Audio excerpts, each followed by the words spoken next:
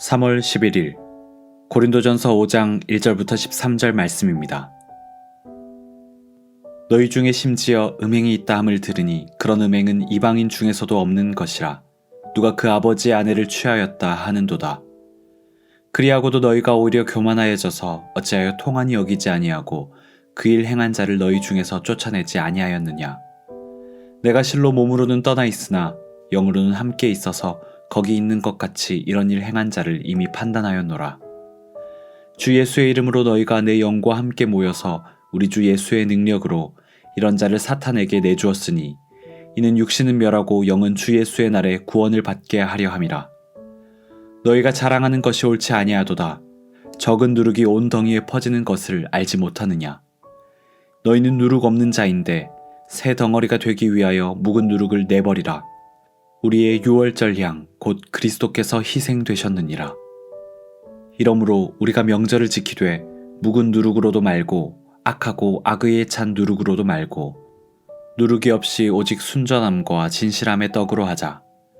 내가 너희에게 쓴 편지에 음행하는 자들을 사귀지 말라 하였거니와 이 말은 이 세상에 음행하는 자들이나 탐하는 자들이나 속여 빼앗는 자들이나 우상 숭배하는 자들을 도무지 사귀지 말라 하는 것이 아니니 만일 그리하려면 너희가 세상 밖으로 나가야 할 것이라.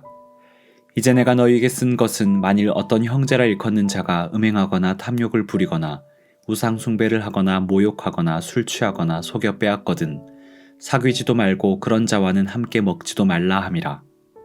밖에 있는 사람들을 판단하는 것이야 내게 무슨 상관이 있으리오마는 교회 안에 있는 사람들이야 너희가 판단하지 아니하리야.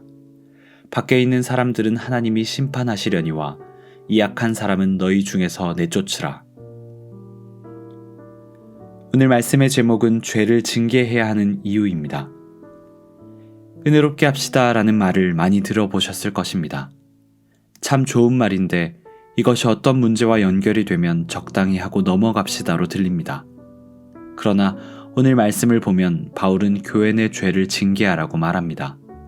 그 이유는 무엇일까요? 첫째로 범죄한 영혼의 구원을 위해서입니다. 고린도 교회 내에 아버지의 여인과 성적인 죄를 범한 사람이 있었습니다. 바울은 이것이 심각한 문제라고 말하며 징계를 해야 한다고 힘주어 말합니다. 그런데 징계를 해야 하는 궁극적인 이유는 바로 범죄한 영혼이 주 예수의 날에 구원을 받게 하기 위함입니다.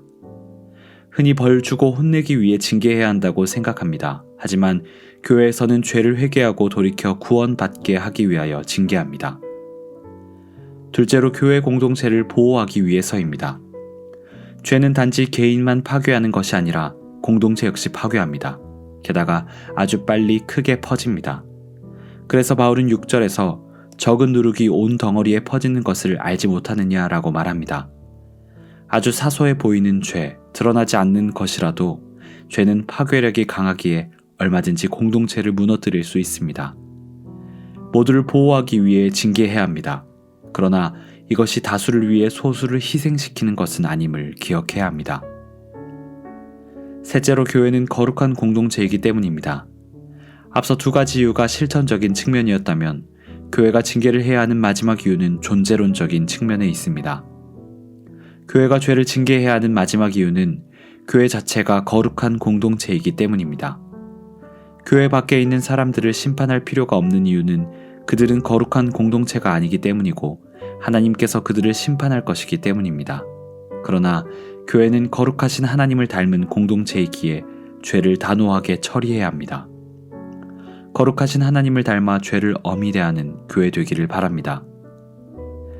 징계는 참 어렵고 부담스러운 주제입니다.